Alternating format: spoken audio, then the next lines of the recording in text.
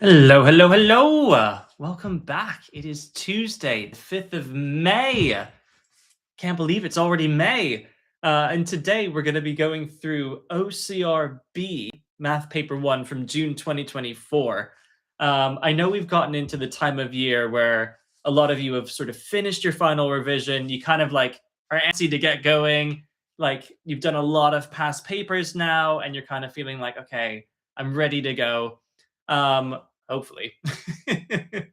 And so I was looking for papers to solve. I noticed the OCRB. I think I've heard it mentioned in the chat a few times, and so I thought I'd give that a go. Even if it's not your syllabus, I think because there's only limited number of papers that you have, like for the new syllabus.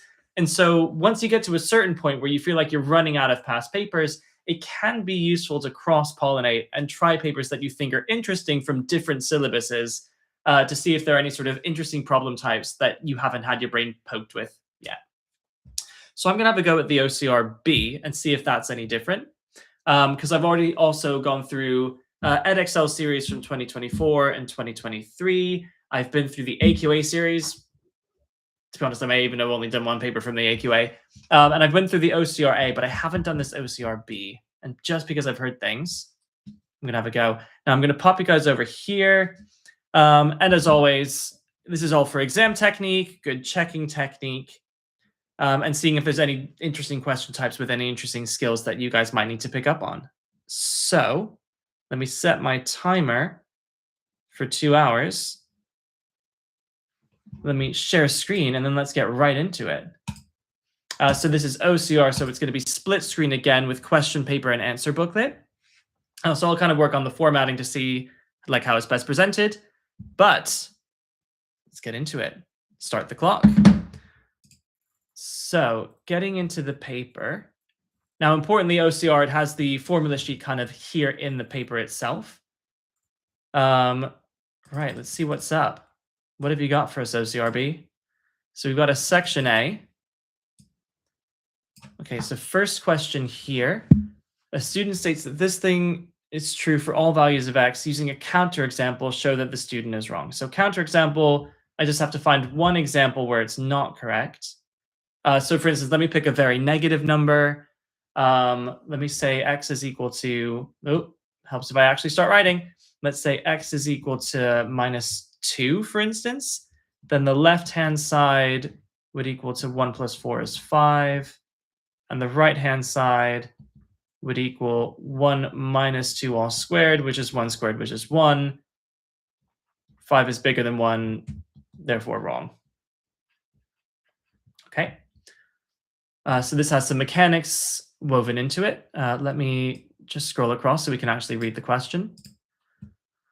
So a car, for question 2, a car of mass 1,400 pulls a trailer of mass 400. All right, so this is connected bodies. Draw a force diagram. So let me just shift this. So here on a force diagram, what we're going to have is a car of mass 1,400 pulling a trailer of mass 400, showing all the horizontal forces. So we're going to have tension pulling in towards the middle. The engine produces a driving force of 6,000, so that will be going forwards. A resistance of 800 acts on the car, so that will oppose the motion of the car. A resistance of 300 acts on the trailer. I'll even label them in case they need that. So that's trailer, that's car. And those should be all the horizontal forces. Calculate the acceleration of the car and trailer. Well, that's not too bad. What's going to happen here?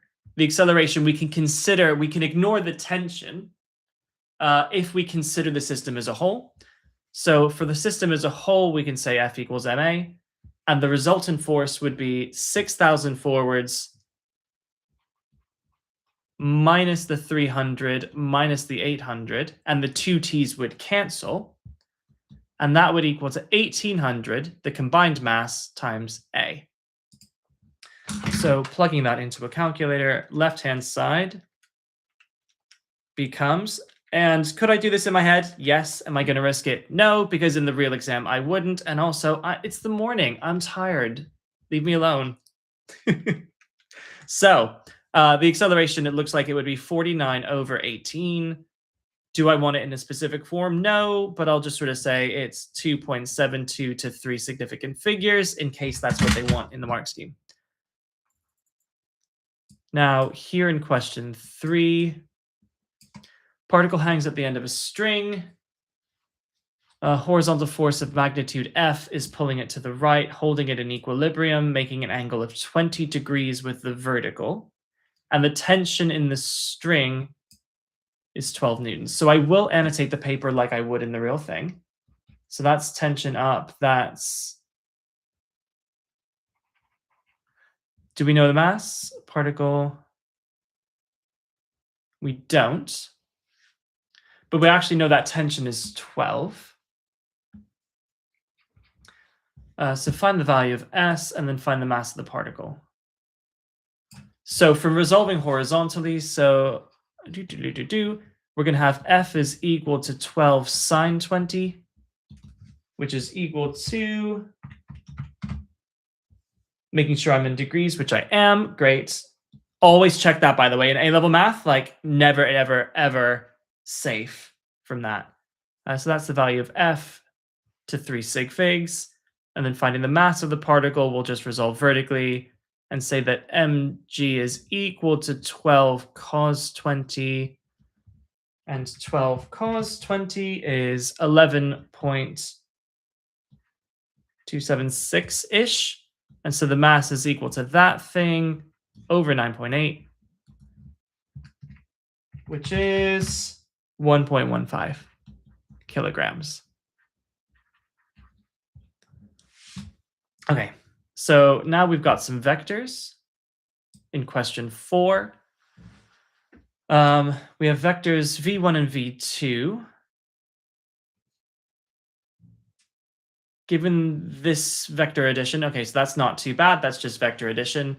So 3v1 plus v2 is 22i minus 9j. And 3v1 is going to be equal to 6a lots of I and 3b lots of j, plus b lots of I minus 3j from v2 equals 22i minus 9j. So I'll kind of scroll across here. And what we can do is we can group this and compare coefficients. So in the I parts, we have 6a plus b lots of I. And in the j parts, we have 3b minus 3 lots of j, equaling the 22i minus 9j. So 6a plus b is equal to 22, and 3b minus 3 is equal to minus 9 from the j parts. And from the j parts, we can find b quickly as being minus 2. And by plugging that back into here, we can solve for a and say that 6a minus 2 is 22. So 6a is 24, and a is equal to 4. So a is equal to 4, b is equal to minus 2. Question 5. So it seems like this paper has lots of short questions, sort of testing the breadth of the syllabus. Here, where k is a positive constant, okay. So here we've got log 10 of y minus k is equal to x log 10 of 2, which is equal to log of 2 to the x, which means that y minus k is equal to 2 to the x, and y is equal to 2 to the x plus k. That's made y the subject for 2 marks. And then sketch that in 5b. So 2 to the x plus k. Well, whenever I'm sketching exponentials, first thing I'm doing is transforming the asymptote. Should that be rulers? Yes. So the normal exponential would have a horizontal asymptote at y equals 0. And when I add k, that's going to lift up, k is a positive constant. So that's been lifted up to a horizontal asymptote of y equals k. And onto that, I have 2 to the x. We're just going to do exponential growth like this, where it's going to cross here at k plus 1. because when I plug in x equals 0, 2 to the k would equal 1, which gets added to the k. Okay. Okay, now question 6. Differentiation from first principles is not too bad. So the differential is going to be equal to the limit as h tends to 0 of the gradient between that point. Well, in fact, let me just lay this out just for extra security. Where's the eraser? There we go. Okay, so here, let's say we have one point which is going to be given by x and 2x squared plus 3. We can have another point which is x plus h, and then its y coordinate will be 2 x plus h all squared plus 3. Now, the gradient between those two points would be the change in y divided by the change in x. And f dash of x is going to be the limit as h tends to 0 of that gradient. So it's going to be 2 into x plus h all squared plus 3 minus the y coordinate of the original point all over h, which is the difference in x. So just going to work on this. Is it annoying having to rewrite the limits every single time? Yes, it is, but it is technically mathematically appropriate, so I'm just going to do it. So expanding this out, we would have 2 into x squared plus 2x plus h squared plus 3 minus 2x squared minus 3. The minus 3's will cancel all over h. Then we're going to have our limit again of, on the top, we're going to have 2x squared plus 4xh plus 2h squared minus 2x squared all over h, where the x squareds will cancel out. So it's going to be the limit as h tends to 0 of 4x plus 2h, which is 4x, because the h has tended to 0.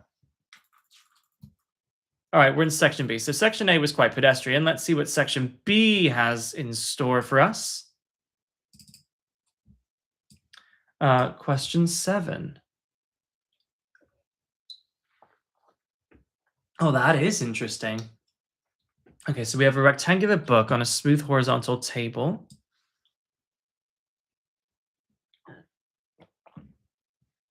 We have AB and AD, which I will write the lengths on directly. The following 5 forces act on the book.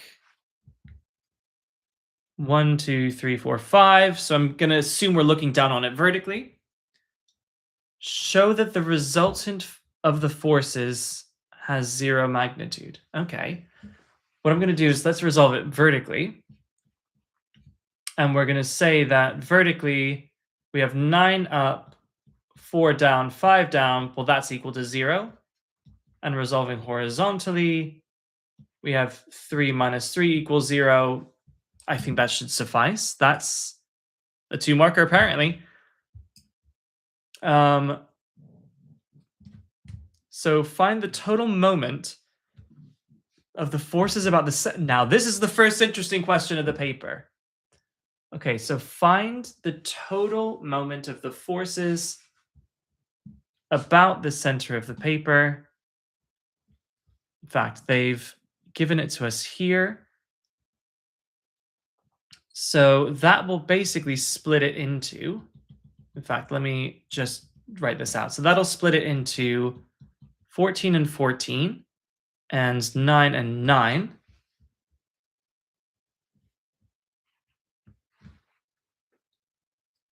And so what we're going to do with moments is to consider the force times the perpendicular distance to the pivot. And here the pivot is the center, so we need the forces times the perpendicular distance to the center. So here, if we're considering moments clockwise, this 5 newtons will be, so that would be clockwise.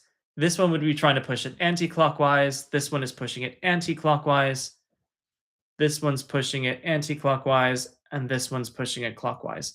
So I just want to put those on. So again, as much information as you can put on a diagram so you don't have to hold it in your head is the way to avoid execution errors. So clockwise moments are given by the 5 and the 9. So we got 5 acting at a distance of 14. Although it does also say Newton meters. So I should really be converting these into meters. So I'll call it 0.14 instead. Plus the 9 at a distance at a 0.14. So that total clockwise moment, if I just run that in the calculator, 0.14 plus 9 times 0.14, I get 1.96 clockwise. And then anti-clockwise,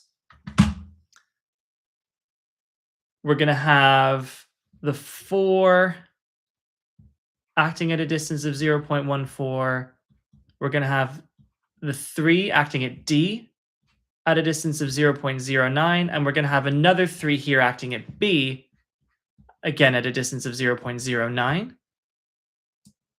I'm running that in the calculator. 4 times 0.14 plus 3 times 0.09 plus 3 times 0.09 is 1.1. So those will be acting in different directions. And so the total moment is going to be 1.96 minus the 1.1, which will obviously give me 0.86 Newton meters, and then clockwise.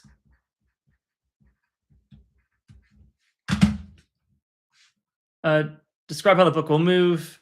Okay, well that's going to be, yeah, it will rotate clockwise about the center.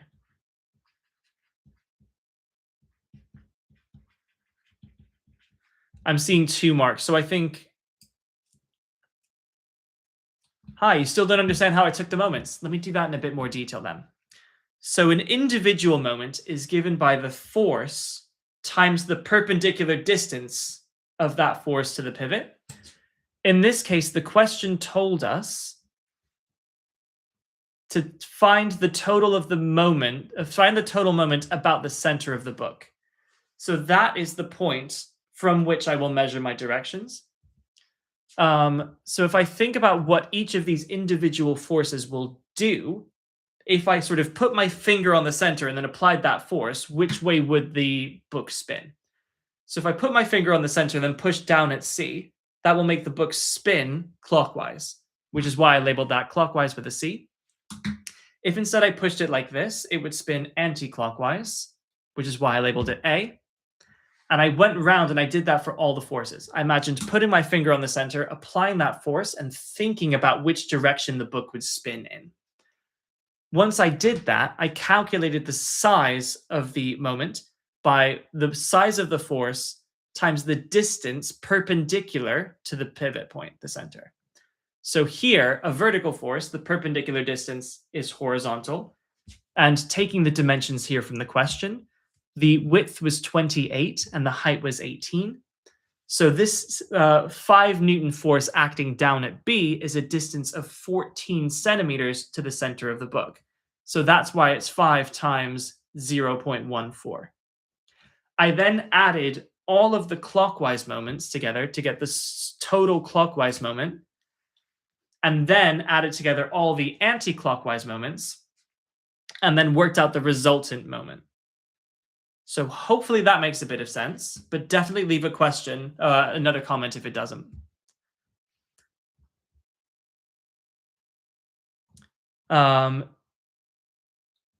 Great, perfect. And this is why it's good to have people in chat, because if I just sort of rush past something, you guys can actually prompt me to explain it in better detail. So question 8, we have the equation of a curve where x is in radians. Okay, so this is small angle approximation. Small angle approximation. Let me check that it is given in your formula book. Yes, small angle approximations are here. Good to know. All right, so here we've got y is sine of 4x to the half plus 2 cos 2x. Now, sine of a sine theta is approximately theta in small angles, so that will be 4x to the half. In fact, why am I doing to the half? No, just let's keep the root. So here, so it'll become the root of just 4x, and this would be 2 into 1 minus thing squared over 2 is the small angle approximation for cos. So that would become 2 root x from this term. And then this would become plus 2 into 1 minus 4x squared over 2.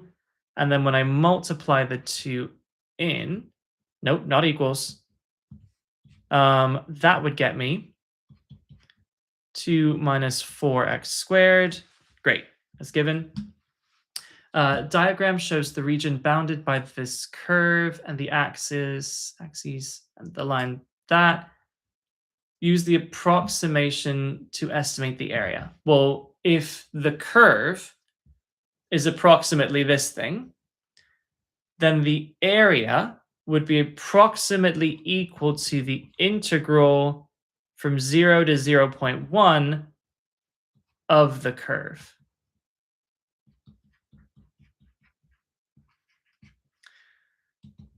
So I've turned that into x to the half to make sure it can be integrated. Raise the power on that to 3 over 2. Divide by that is the same as multiplying by 2/3, and it becomes 4/3 x to the 3 over 2 plus 2x minus 4/3 x cubed between 0 and 0.1. And then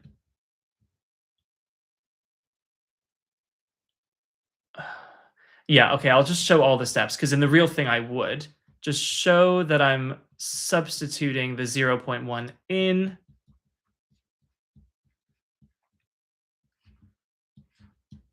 And then the second bit, obviously when I plug in x equals 0, all of those will just be 0.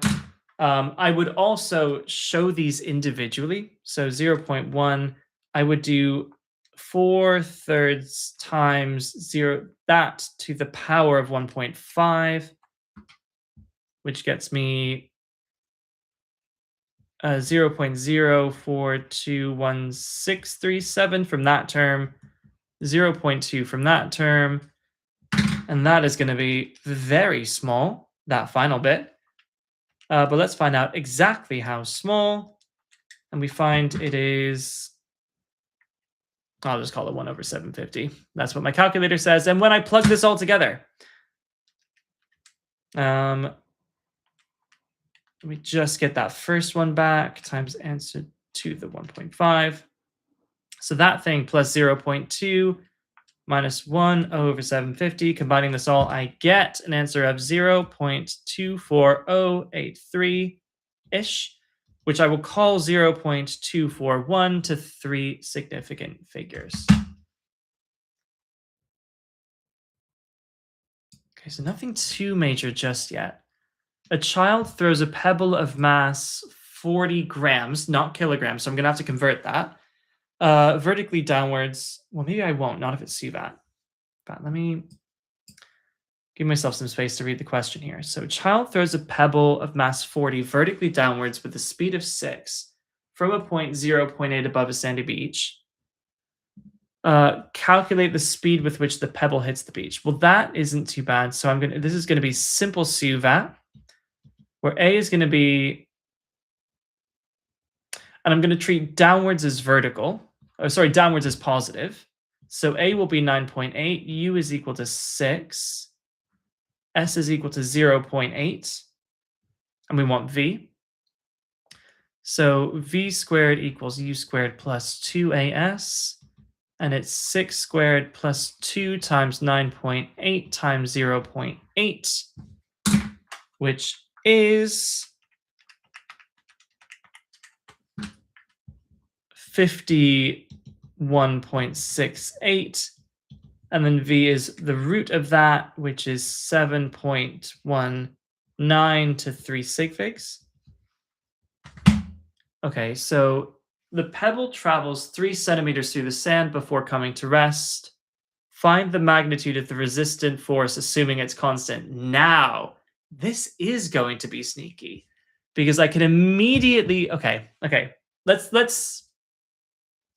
I'll show you the bit that I think is really fun when we get to it. But the idea is that we have a new suvat where I'm going to define up as positive now.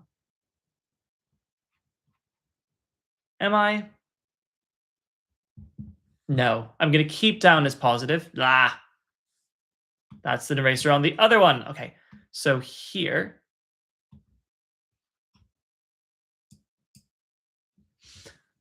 treating downwards as positive again, we're going to keep our suvat where S downwards is 0.03 meters. We have a question. Why would the displacement not be 0.8 if down is positive? Because it's throwing it downwards. So it travels 0.8 meters downwards. So it travels 0.8 meters in the positive direction, which is why I kept it positive. Because he isn't throwing it upwards.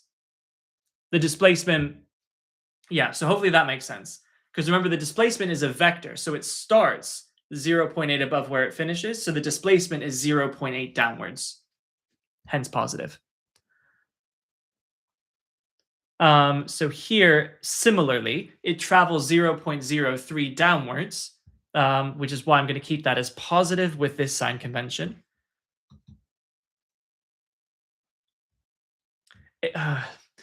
So someone asks, so because it's traveling the motion, in the motion, it's not negative. If it's traveling in the direction of, so you can define your sign convention.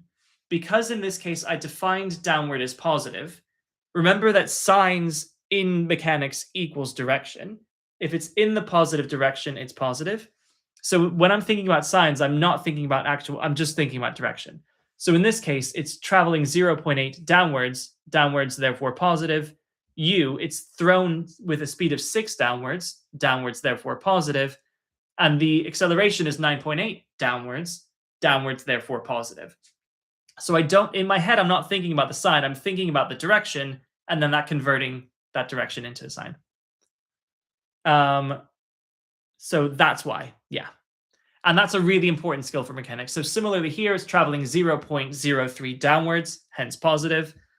U is going to be the same thing as before, which I'm going to keep this precise actually as the root of 51.68 to avoid rounding errors, and the direction is downwards, hence positive. The V is 0 when it comes to a stop, and I want to calculate the acceleration. So again, we're going to have V squared equals U squared plus 2AS, where V is 0, U squared is 51.68, plus 0.06A. So minus 0.06 A is equal to 51.68, and the acceleration is negative 51.68 divided by 0.06, which gets me 861.3 recurring. So negative meaning upwards. So that is the acceleration. Now we have F equals ma. The mass is 40 times 10 to the minus 3, because the mass should be in kilograms, times 861.3 recurring. So let's multiply this thing by 40 times 10 to the minus 3 and get an answer of 34.45 newtons upwards. And a lot of people think we are done now, but we are not. This is what I saw earlier when I could tell what was happening with this question, right? Because this F in F equals ma gives the resultant force. And if I draw my force diagram, that means there's an upward force, resistive force that we're looking for. But remember, there is also a weight acting down of 0.04 G. And that thing is the resultant force. So it's the resistive force minus 0. So in other words, the resistive force minus 0.04 G is equal to that resultant force I just calculated. So I have to go one step further to calculate the resistive force and add that weight back on top. So I'm very glad they asked that. That's super sneaky. So 40 times 10 to the minus 3 times 9.8 added on gives me 34.85, or approximately 34.8 to 3 sig figs. There we go. Sneaky question is sneaky. All right, moving on to question 10. How are we doing on time? Great. So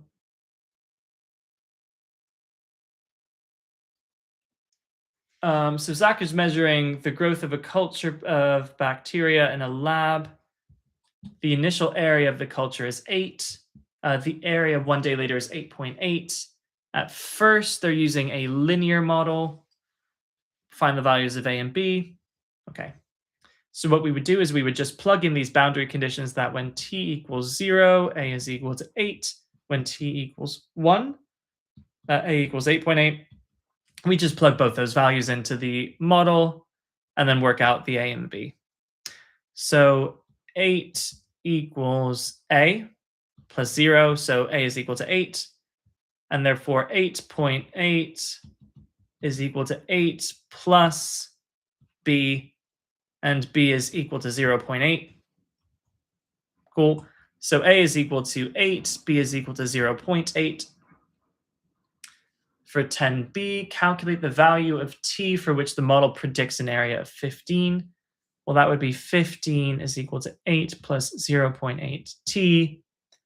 So 10 equals 0.8 t, and 10 divided by 0.8 is 12.5. Would you do a comprehensive video in the future of OCR MEI?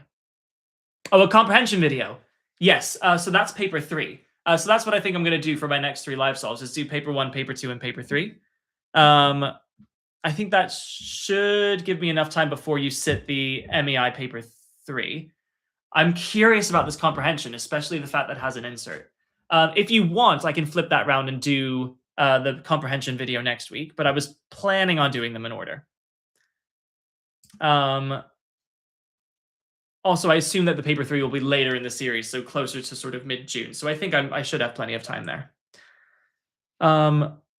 Zach notices the area covered by the culture increases 18th.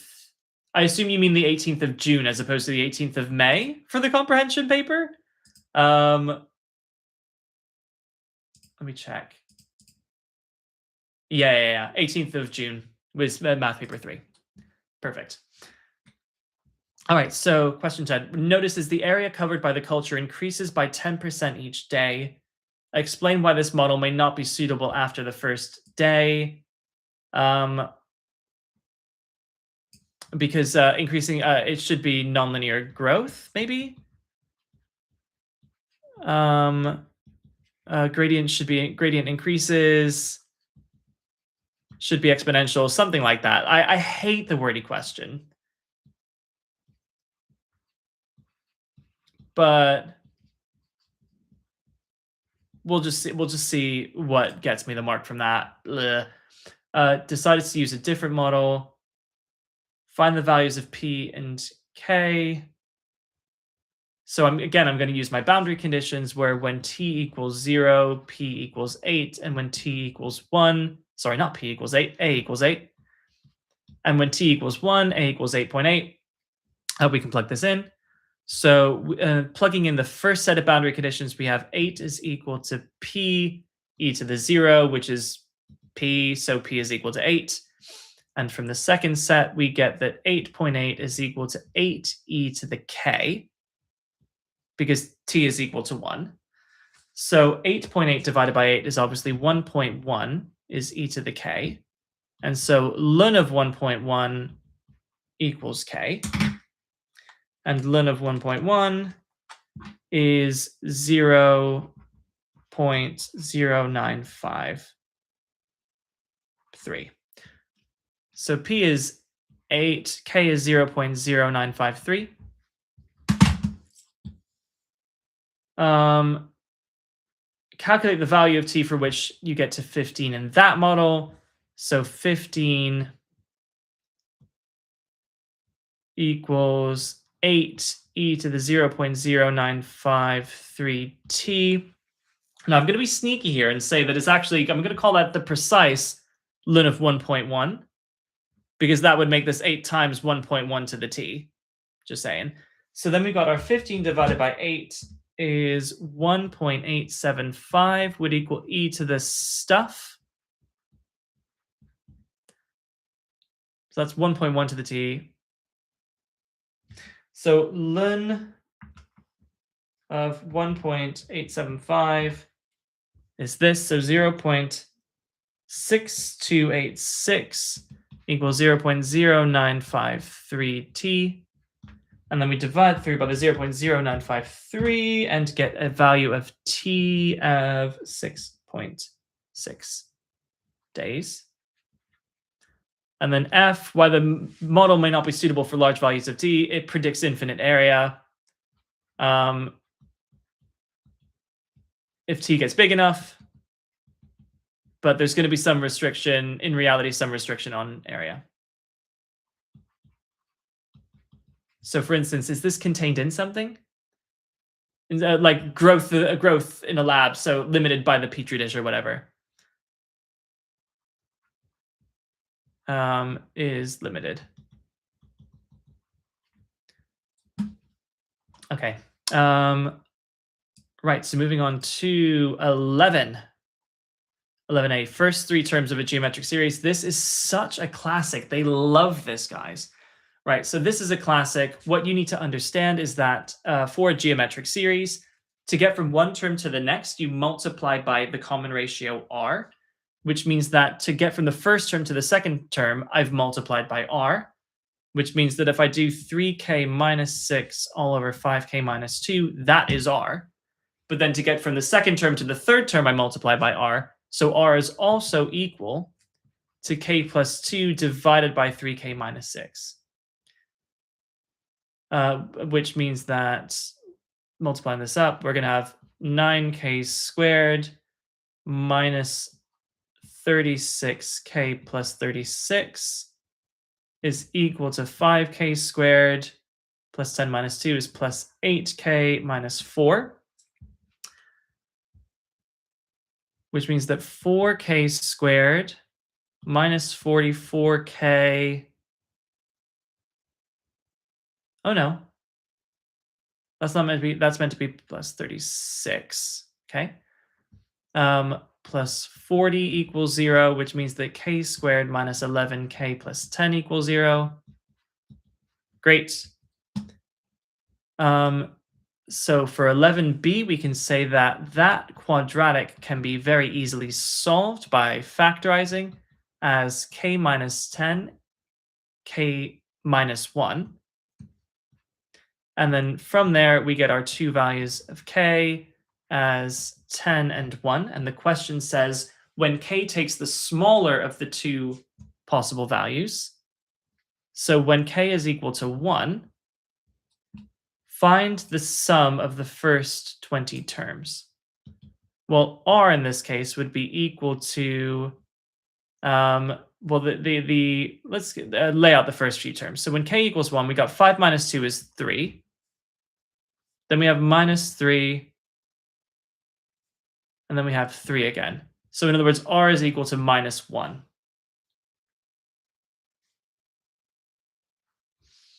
So the sum of the first 20 terms, oh, that's interesting. That is very interesting because, again, those first terms are going to be 3, then minus 3, then 3, then minus 3. And so actually, this is kind of recurring. And so we can see we would get 10 of the first 20 terms would be 10 of these pairs, and each of these pairs sum to 0. So the sum would just be 0. Or alternatively, we could use the actual formula. Oh, sorry. Someone in the chat says, which stats topics would you recommend prioritizing the most for paper 2 other than normal and binomial? Probability distributions, the fact that the sum of the probabilities is 1. The theory for like conditional probability would be important. don't sleep on sampling methods and large data set and uh, linear interpolation, that kind of thing. And then obviously hypothesis testing. Just all. Why do you have to choose? Just do all of it. So here, what we could have done is use the formula that the sum to 20 would be A, which would be 3, into 1 minus r to the 20 all over 1 minus r.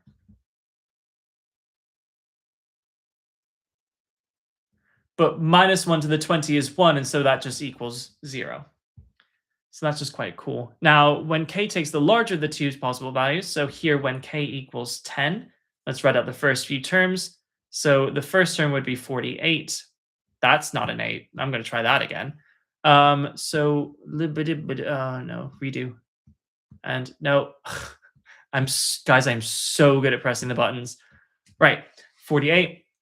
The second term would be 24, and the third term would be 12. So r is equal to a half. Find the sum to infinity. The sum to infinity is a over 1 minus r, which would be equal to 96. Okay, question 12. So we've got our i's and j's. We've got a velocity vector. We have an initial position of the particle. So this is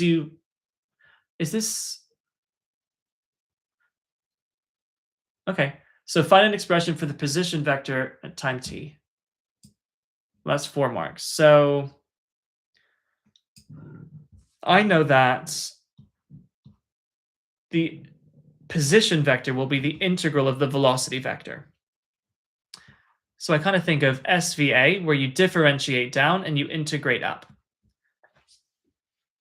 So here, r is going to be equal to the integral of 3i and 6t squared minus 5 lots of j dt, which would give us 3ti plus 2t cubed minus 5t lots of j. And I'll say plus, add like a plus c, or add plus r naught, actually. So in other words, when t equals 0, r equals 7j. And by plugging that in, 7j equals 0i plus 0j plus c. So c is equal to 7j. And so r is equal to 3ti plus 2t cubed minus 5t plus 7 lots of j, by combining that 7j in with these other j's. So that is an expression for the position vector at time t. Find the Cartesian equation of the path of the particle. Right, well, this seems like parametrics here, where the x position, the x coordinate is 3t, the y coordinate is 2t cubed minus 5t plus 7. And t here would be equal to x over 3. So just by substituting that in, I should get a nice Cartesian. So it's 2 into x over 3 cubed minus 5 into x over 3 plus 7. So it's 2x cubed over 27 minus 5/3 x plus 7. And I would say that is the Cartesian equation of the path. So nice bit of parametrics. I find parametrics are often under-revised. So I'm glad that came up. So a curve with this equation has a stationary point. That immediately tells me that dy dx is equal to 0. So dy dx here, well, first let me rewrite it into a nice differentiable form. So y is going to be equal to px plus 8x to the minus 2 plus q, which when I differentiate it will give me p minus 16x to the minus 3, which will equal 0 at the stationary point. So that means that, sorry, hold on a minute. Let me do a bit better here. Because what I should say is that dy dx equals 0 when x is equal to 2. So in other words, it's p minus 16 over 8, which is 2. So p is equal to 2. So that means that y is equal to 2x plus 8 over x squared plus q. And I know it goes through the point 2, 7. So I know that 7 equals 2 into 2 plus 8 over 4 plus q. So it's 4 plus 2 plus q, which is 6 plus q. So q is equal to 1. So p is equal to 2 and q is equal to 1. So now I got to find the second differential. Well, the first differential was p minus 16. So it's 2. Let me remind myself of this. Was equal to 2 minus 16x to the minus 3. Yeah. Which means that the second differential would be equal to 48x to the minus 4. And hence determine the state nature. So that means the second derivative would be equal to 48 all over 2 to the 4, which is 16, which is equal to 3. That is bigger than 0, which means that the gradients are getting bigger, which means it's a minimum point. So not too bad there. Question 14. Man runs at constant speed of 4 along a straight horizontal road. A woman standing on a bridge that spans the road. At the instant the man is directly below the woman, she throws a ball with a speed and an angle, and the path of the ball is directly above the road. The man catches the ball after it's thrown. At the instant the man catches it, the ball is 3.6 meters below the level of projection. Right, well, let's start simple. So explain what it means that the ball is modeled as a particle. It means it has no volume. And the weight acts at the center of mass.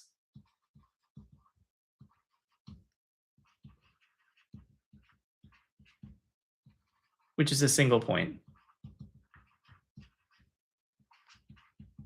Okay. So 14b, find the vertical component of the ball's initial velocity. So let's actually draw this out. So it's u at an angle of alpha above the horizontal, which means that resolving vertically, we get that the vertical component of the initial speed is u sine alpha.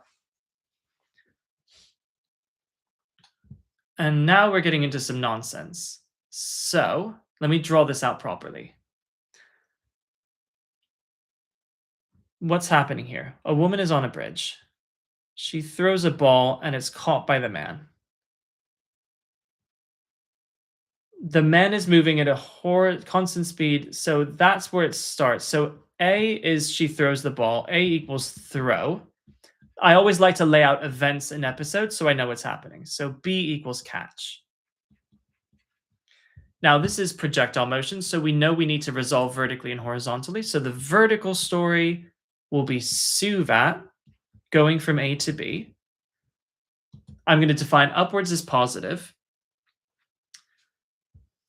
So the instant the man catches it, the ball is 3.6 meters below the level of projection. So that's 3.6 downwards, therefore negative by this convention. U is the u sine alpha that we just solved in part B. V we don't care about. A is minus 9.8 because it's downwards. And T is T. And then horizontally, I know there is no acceleration, so we just have distance equals speed times time. Oh, wait, sorry, I can do better. We know it's caught 2.4. seconds after it's thrown. So distance, speed, time. The time is 2.4. The horizontal speed of the ball would be u cos alpha. And because the man is running with a constant speed of 4 meters per second for 2.4 seconds, he's traveled a horizontal distance of 9.6. So that will give me two simultaneous equations that I can solve for u and for alpha. So from this initial suvat, we can say that S equals ut plus half at squared. And say that minus 3.6 is equal to 2.4 u sine alpha minus 4.9 times 2.4 squared. So that's 2.4 u sine alpha. So 4.9 times 2.4 squared is some nonsense. 28.224. If I add that across to the other side, then we get 24.624 is equal to 2.4 u sine alpha. So dividing this thing by 2.4, I get a better number of 10.26 is equal to u sine alpha. And that's from the vertical. Now from the horizontal, I can say that distance equals speed times time. Could you do it in terms of tan, where you make u horizontal the subject and sub it into the vertical? Well, we're kind of, you might be getting, so yes, there will be a tan involved-ish. But if I show you what I mean, it might make more sense. So if I divide that through, I get that u cos alpha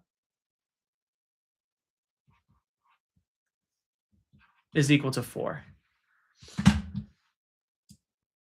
So we have u sine alpha and we have u cos alpha. And the way I think about this is to do it kind of similar to when you have harmonic form. So when you're doing like r cos theta plus alpha form, for instance. So in this case, I'm looking at this and I'm thinking we eliminate the u's by dividing through. And we can say that 10.26 divided by 4 is 2.565. And that will equal tan alpha. So inverse tan of 2.565 is 68.7 degrees. And then for the u, I'm thinking about you square them and you add them together. Because when you do that, you would get u squared sine squared alpha plus u squared cos squared alpha. And that would equal to 4 squared plus 10.26 squared. Now, obviously, here we can factorize out a sine squared plus a cos squared, which would just equal to 1. And on the right-hand side, 4 squared plus 10.26 squared is equal to 121.2676. So u squared is that thing. And when I square root, I get a value of 11.0. So u is 11.0. Answer space is on the... So they don't seem to ask for that in the same way. Oh, wait. Overshot, and I took some space on 15. Oops. So the value of u is 11.0. The value of alpha is 68.7. Now let me consider the comment question here. Could you do it in terms of tan where you make u horizontal the subject and sub it into the vertical? So U horizontal is, well, 4. So that's kind of what I did.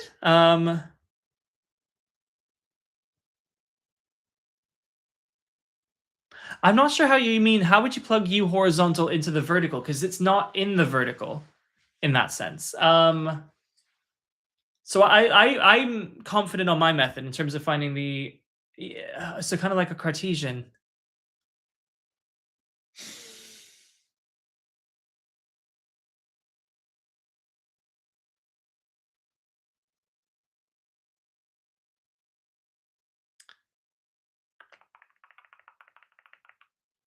So you're saying U is equal to 4 over cos x.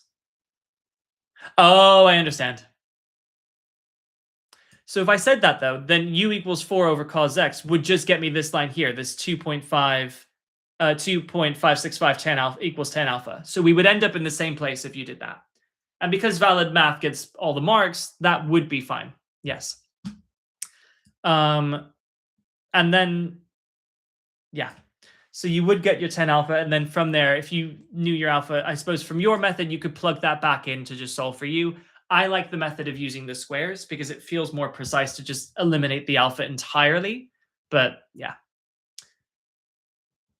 All right. So here, question 15. I love circles so much.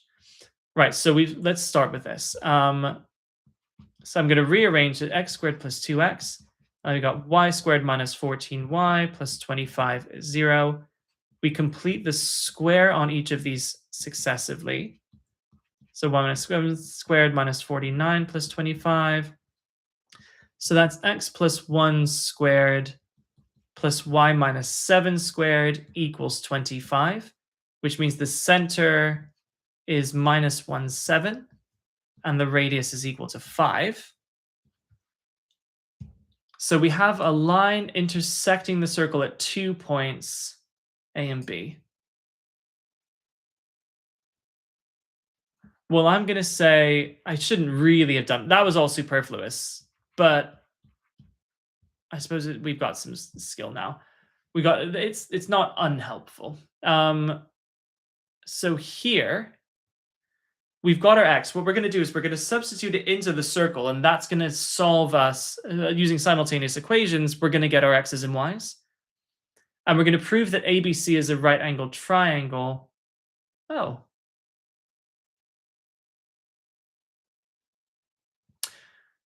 Well, I suppose it is 9 marks. So we're going to have 7y minus 24 by plugging it into here and raising it by 1. 7 minus y minus 7 squared is 25. So 49y squared minus 24 times 2 times 7 is 336y. 24 squared is 576 plus y squared minus 14y plus 49 equals 25. So 50y squared, 336 plus 14 is minus 350y. 576 plus 49 is 65 minus 25 is 600. So dividing by 50, we get y squared minus 7y plus 12 is equal to 0. So y minus 3, y plus 3, y plus, blah, let me try that again. Y minus 3, y minus 4 is equal to 0. So y is equal to 3 and y is equal to 4. Now, when y is equal to 3, we plug that back into this x equation and get x is equal to 21 minus 25, which means x is minus 4. And here, 28 minus 25 is 3. So in other words, we have a is equal to minus 4, 3, and b is equal to 3, 4. And c, as we saw earlier, is equal to minus 1, 7. Now we're going to prove that's a right-angled triangle by taking the gradients between those 3 points. So the gradient between A and B is change in y is 1 over change in x is 7. So it goes across 7, goes up 1. The gradient of BC is 3. It goes up 3 for going backwards. It's minus 3 over 4. And the gradient of AC, so it goes up 4 when it goes up 3 in x. So what we can see is that the gradient of AC times the gradient of BC is equal to minus 1. So therefore AC is perpendicular to BC, and ACB is a right angled.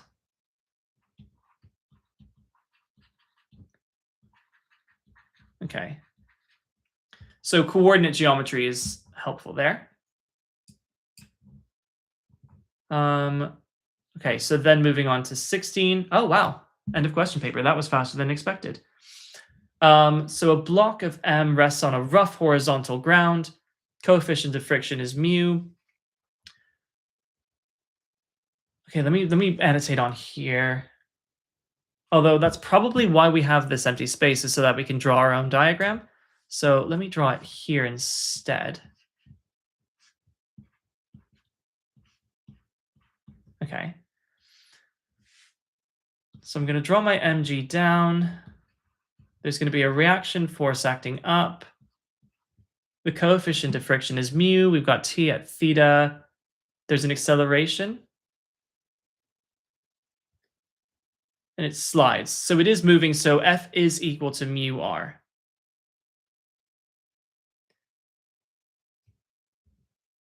How many marks is this? 4 marks. Okay, so by resolving vertically, we know it's not accelerating vertically. So we know that r plus t sine theta minus mg equals 0.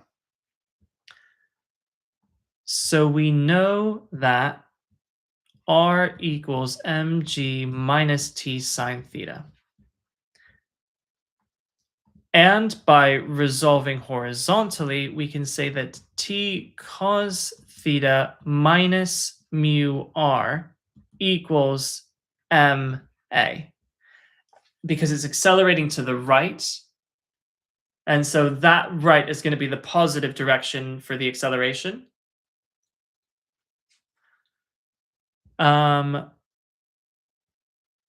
So we know that t cos theta minus mu r. Let me not do too much in one go here. So the first thing I'm going to do is just substitute it in. So that equals ma.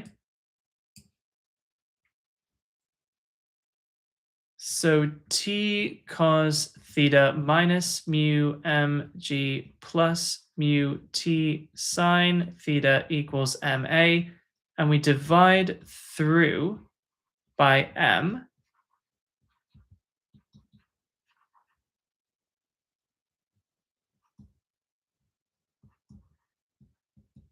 And that is the form they want. So that is A. And then B, for fixed value of t, the acceleration depends on the value of theta. The acceleration has its greatest value when theta is a set value. Find that angle that maximizes the acceleration. So we know the acceleration is t over m cos theta minus mu g plus t over m times mu sine theta. And we know that because it's a maximum, that dA d theta will be 0 at that point. So dA d theta, cos differentiates to minus sine. That's a constant with respect to theta. And we're going to have our plus t over m mu cos theta. And this will equal 0 when theta equals alpha. So I'm going to just sub that all in. sine alpha.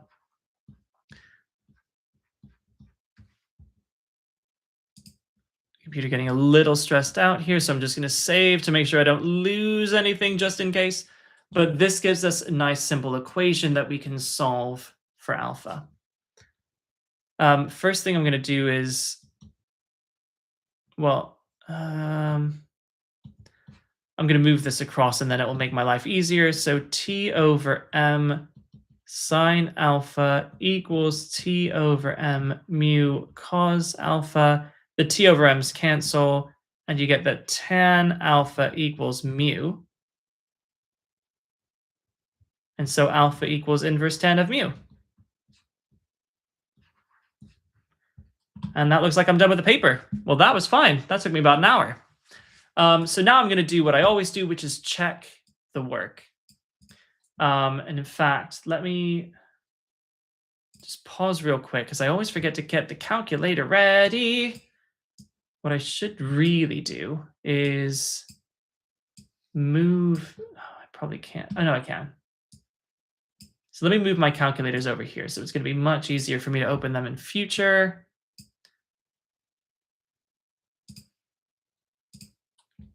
Okay.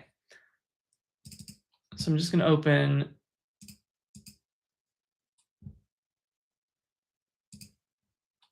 this version.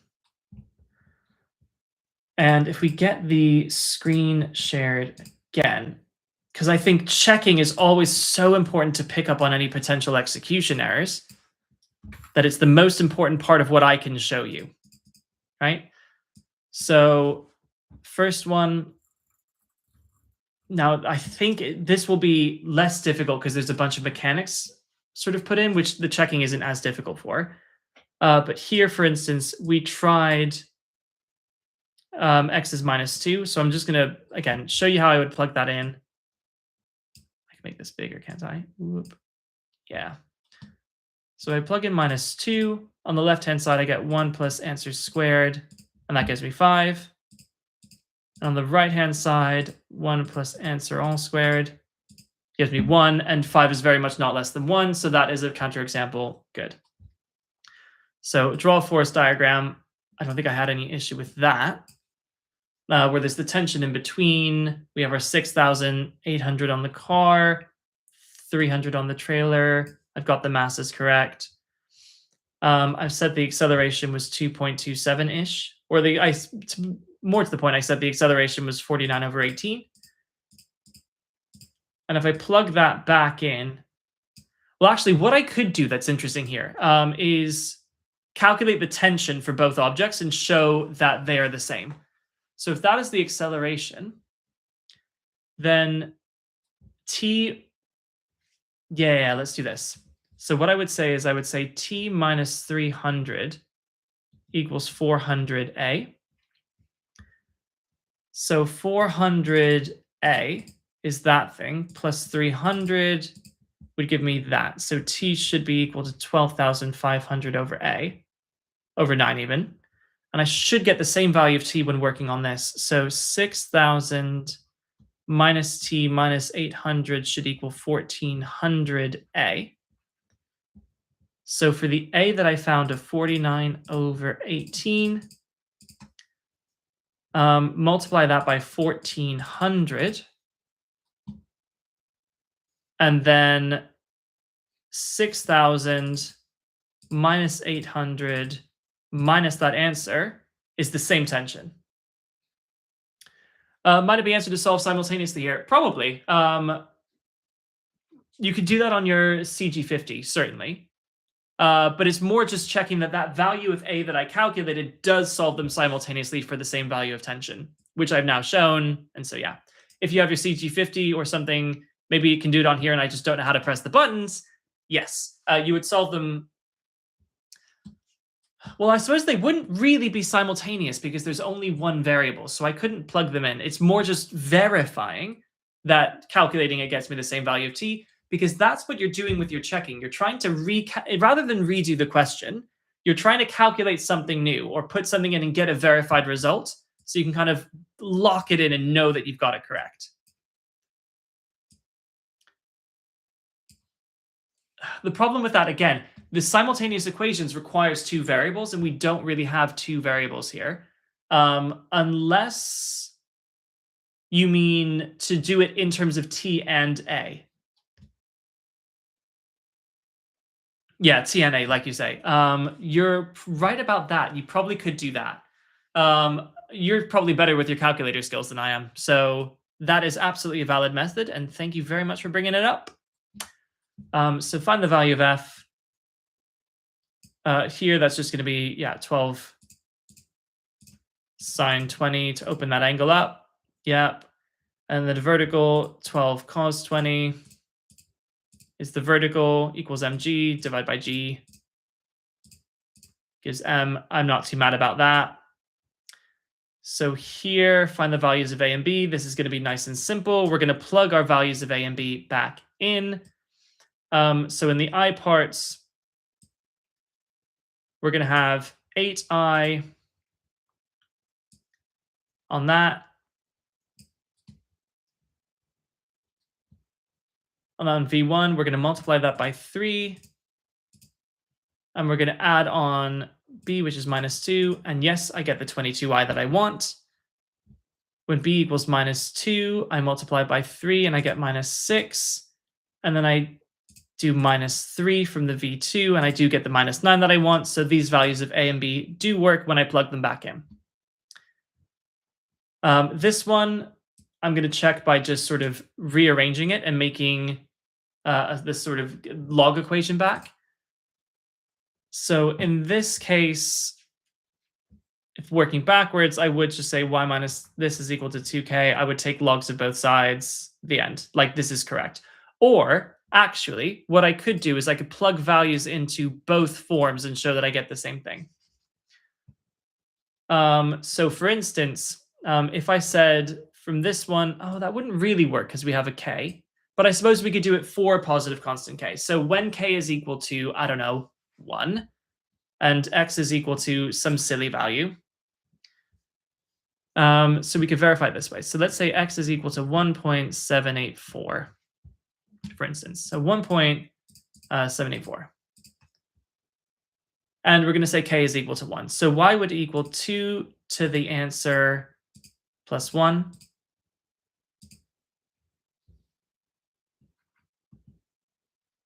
Equals some nonsense. If I plug them back into here, I should get a clean 0 if I say, so, oh, where's the basic log? You see, they done ruin calculators.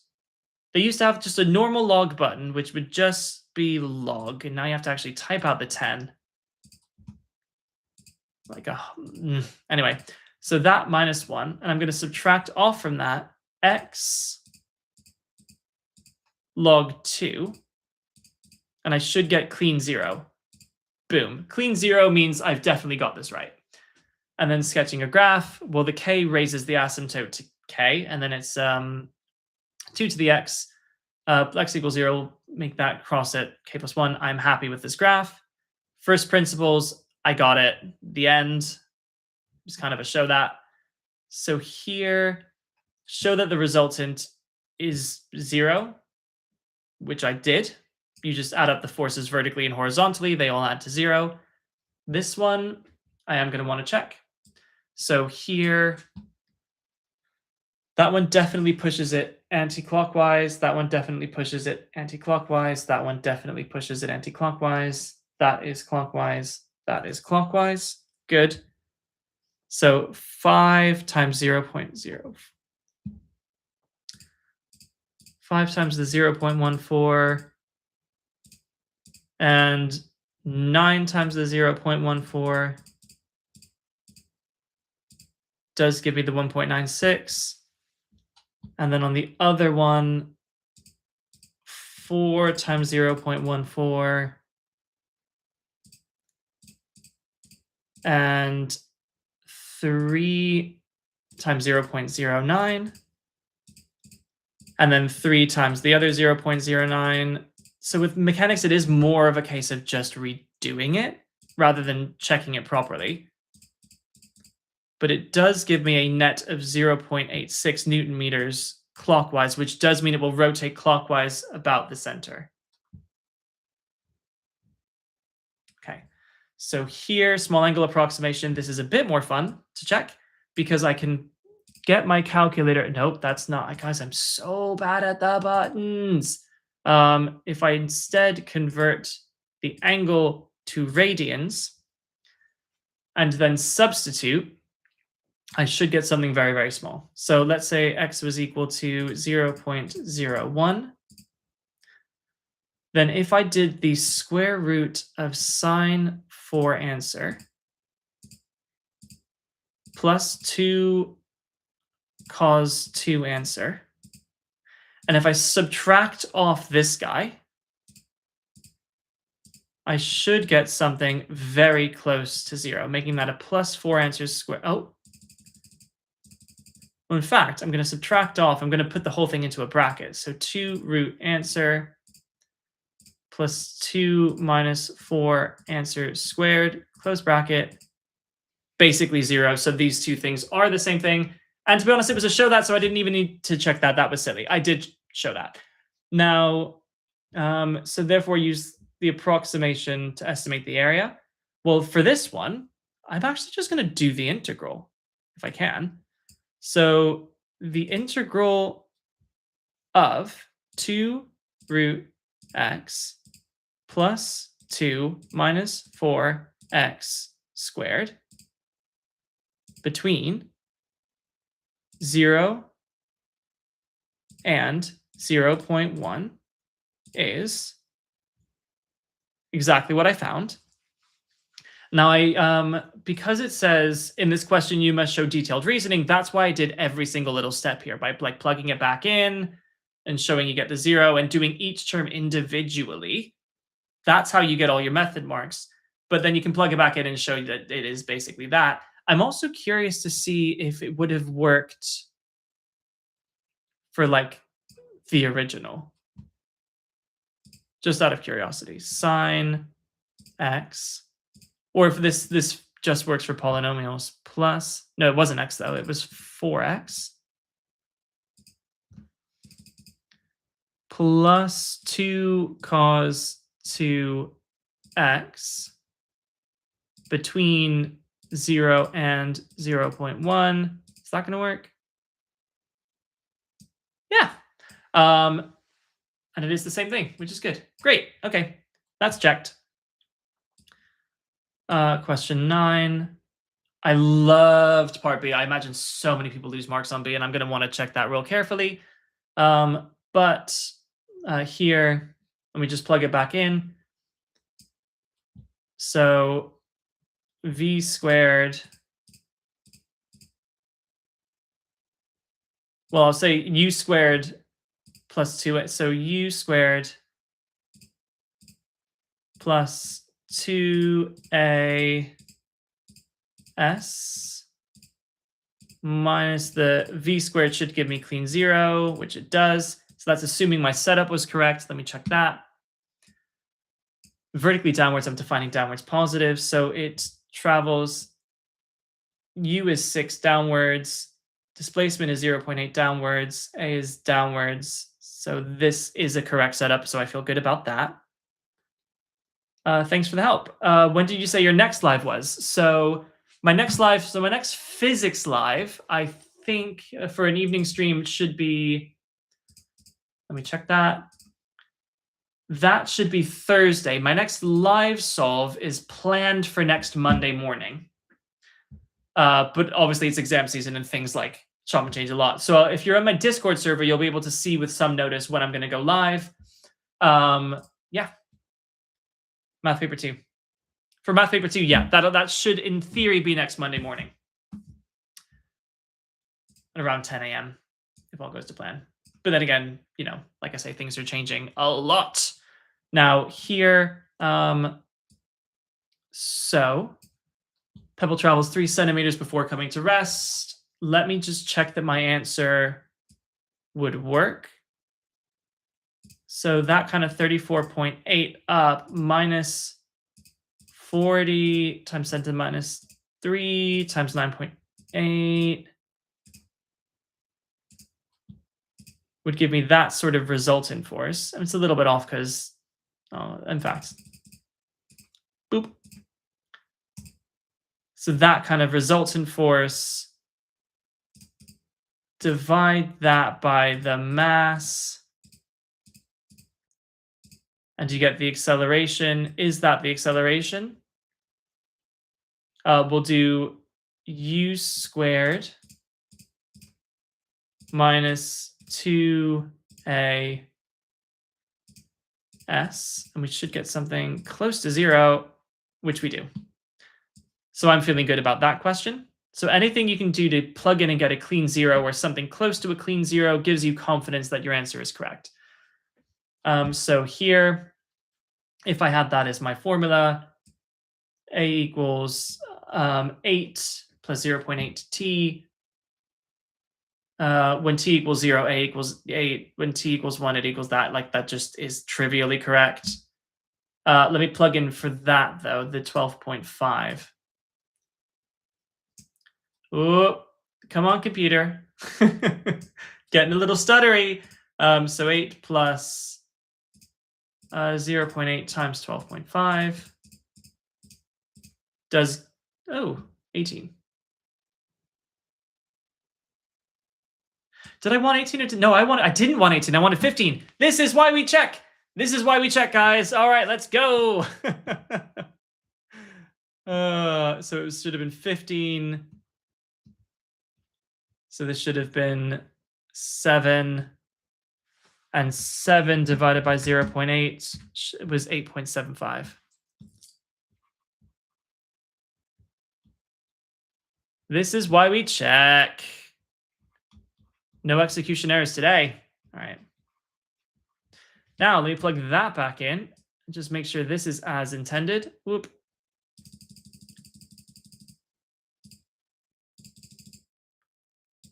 Uh, 8.75. That does give me the 15 that I want. Okay, so words I don't even care about. 10D, find P and K. Let me just plug it back in and make sure it works. So if we have 8E to the ln 1.1, that does give me the 8.8 I want, which is good. Find how long it takes to get to 15. If I multiply by the 6.6 days, I get the 15 that I want, and you can't get to infinite. All right, so here, show that I did. When k is equal to, come on. When k is equal to 1, so we got this quadratic. We factorized it. We got our two values of k as being 10 and 1. The smaller of the two values is when k is equal to 1. When k equals 1, r does equal minus 1. Because it is equal to 3 minus, it's minus 3 all over 3, which is minus 1. So r is minus 1. It keeps on flipping the sign. The sum is 0, whichever way you slice it, either by taking this 10 pairs, adding to 0, so 10 times 0 is 0, or if you plug it into the equation, you still get a 0 on the top. The sum to 20 terms is 0. And then when k is 10, r is equal to a half. And let me just check that 48 over 0.5 does in fact equal 96. So here, what I'm going to do is nice and simple. This one, I'm going to check that it differentiates back down onto this. So 3t goes to 3. That goes to 6t squared minus 5. So it does differentiate to get me the right velocity vector. And when t equals 0, the initial position vector is 7j. So this is correct for A. And the Cartesian of the path, t is equal to x over 3. And so if I plug that in, that is 2 over 27, like this is correct. 13a All right, so what I'm going to do is quite simply plug these back in and confirm both that it goes through the point and that the derivative is 0. So if y is, what did I say? So I'm going to say it's 2 and the x-coordinate. So I'm going to say the x-coordinate is 2.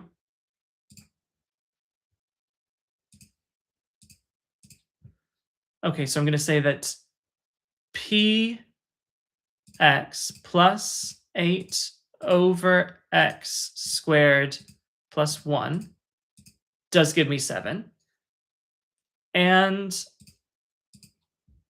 the differential of 2x plus 8 over x squared plus 1 at the point x equals 2 should give me a clean 0, which it does.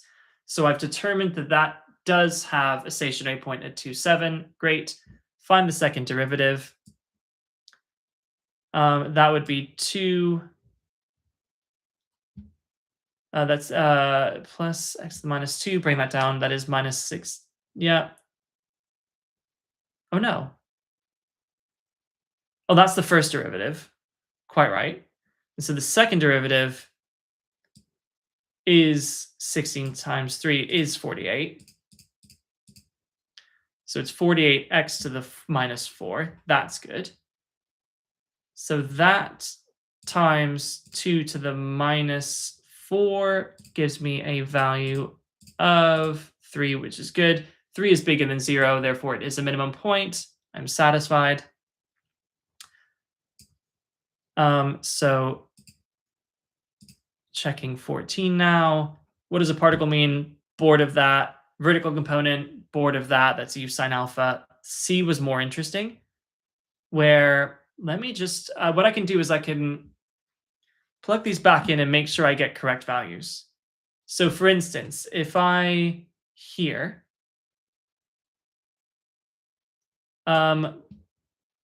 so U is equal, so 11 sine 68.7, but I have to convert it back to degrees.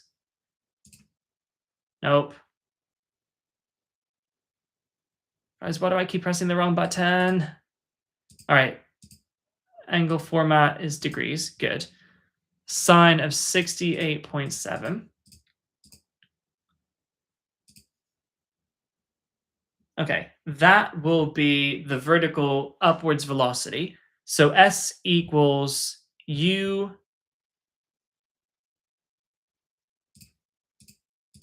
T plus a half A T squared. S equals minus 3.6. That's good. And then horizontally, 11 cos 68.7 equals that times 2.4 does give me 9.6. And that 9.6 is 4 times 2.4. Yes. So I'm happy plugging that back in, that it does satisfy the criteria of the question. 15. Prove that it's a right angle triangle. I did, and I quite like that.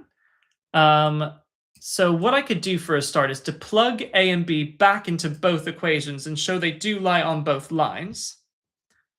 From C, I think I'm pretty confident on because of completing the square. I know C is going to be minus 1 and 7, like it just is. So that I'm happy with C.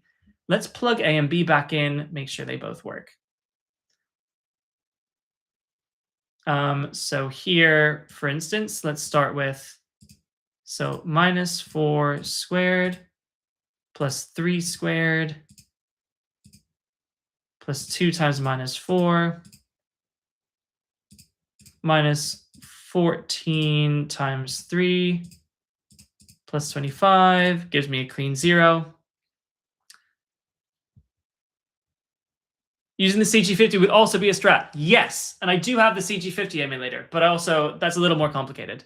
Because you could check the gradient too. Ooh, how would you do that? Let me know. Maybe I'll pull up the emulator and you can sort of guide my mouse.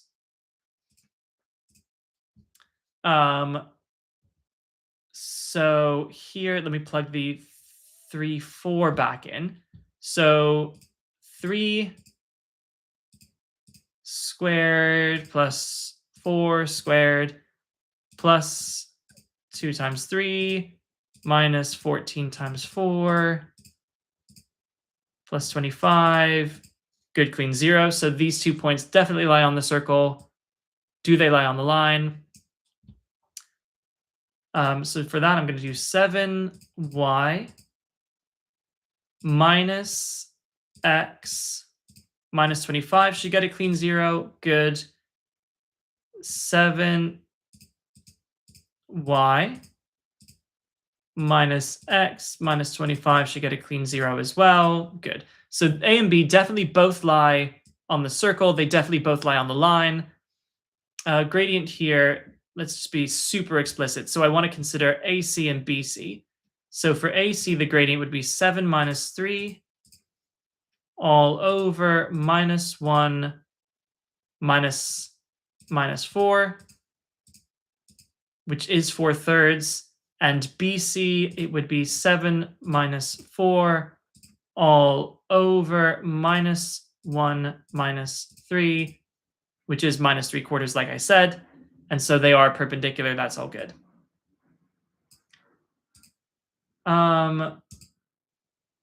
Right, let me check. How would I do? I'm not sure off the top of my head because I'm not as experienced. Like my Casio is my absolute favorite. I'm not, or the Class Wiz is the one I'm very used to. I'm not as used to the CG50. So like little things like you say, the sort of apparently finding the gradient between 2 points is not something I know how to do. But I'll sort of trust you on that. I'll trust you that if you've got different skills, like I'm very happy for you to bring them up in chat so you can kind of help each other with different ways of doing that. I'm going to keep doing what I do. But you guys can keep on sort of helping each other.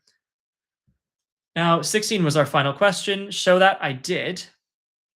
And this was actually quite easy because once you get to the show that, you then just differentiate it. Cos goes to minus sine. Sine goes to cos. That goes to 0.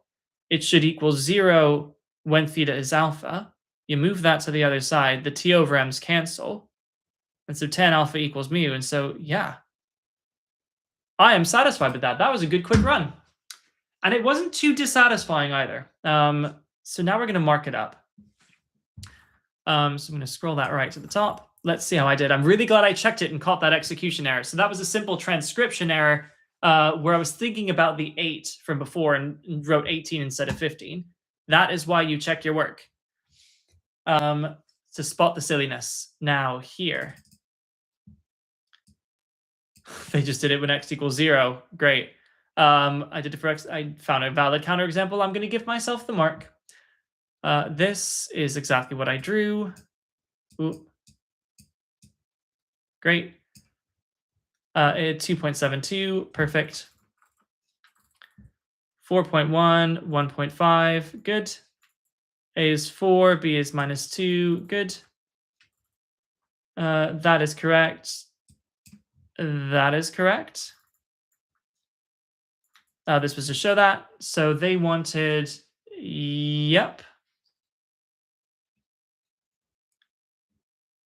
And then you expand it out and it simplifies to that, and then h tends to 0. So actually they didn't do the limits the whole way through. They just found the gradient and then did the limit as h tends to 0. That's helpful for formatting. I still get the marks though. Here you get 0 in both of them. So 0. Here you get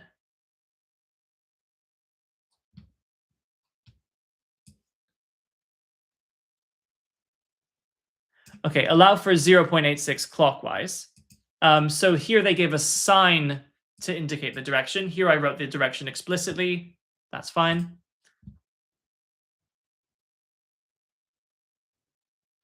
So here they are defining And they did it in centimeters and then converted. I converted mine first. So there's slight variations, but it's valid, so it gets the marks. So the book will rotate clockwise about the center mass. Great. Here, I use the substitution correctly. I will cover that when I get to it. So here, the square root of that turns into this, and you just plug it through. Yeah, it works. Oh my God, why would you use the trapezium rule here? Oh, that's B.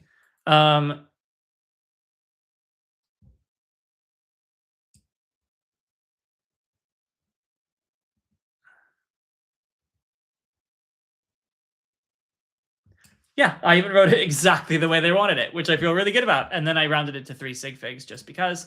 But I did enough to show that I'd done it properly, which is good. Here in A, 7.19, 34.8. I am so glad I didn't stop there at the 34.45 and that I remembered about the weight of the pebble. A lot of people will have forgotten that. So that was just a very good, sneaky, tricky question.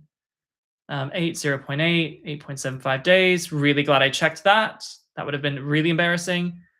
Model's linear, so this gives the same increase each day. 10% increase gives a bigger increase as the size of the culture increases. So that's what I mean by gradient increases. So I'll give myself that. So K equals limit of 1.1.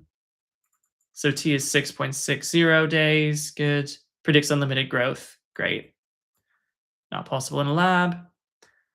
So equate the two things together, form the quadratic. Good. K equals 1 and 10.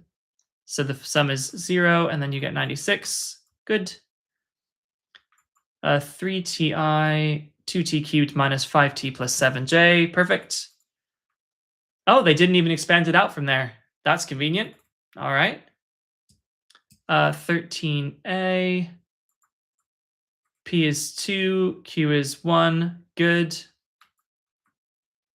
48 over x to the 4.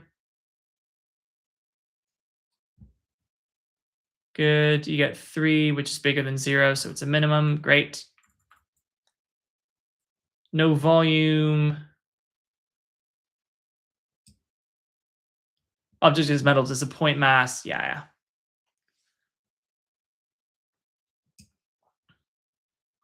So you get...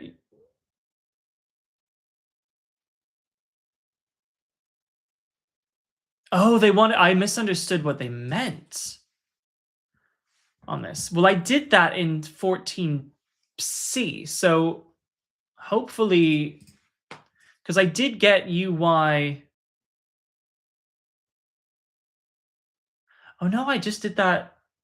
No, I did get UI as 10.26. I just did it in C instead of B. Because I just misunderstood what they were going for there. And then from the horse... So you get 11 point...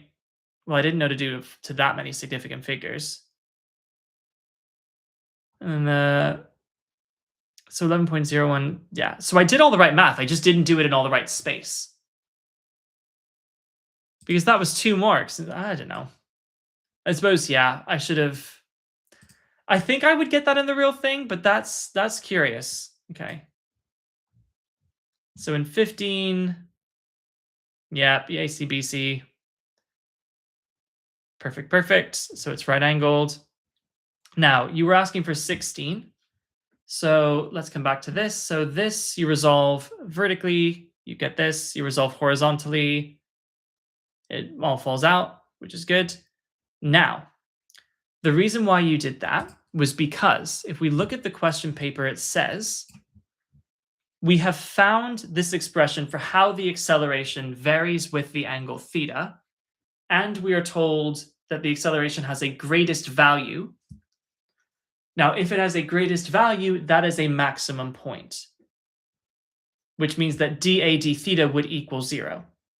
So that's why I do the dA d theta. My context clue here is we're looking for a greatest value of the acceleration as it varies through theta. So that incentivized the differentiation. And then I set it equal to 0 because the gradient will be 0 at the maximum point. And you find giving inverse tan of mu. So I'm giving myself full marks on that. Go me, good checking. There's still little things about like sort of checking technique, not checking technique. The checking technique was completely fine. The thing there was about sort of just misunderstanding one of those questions there.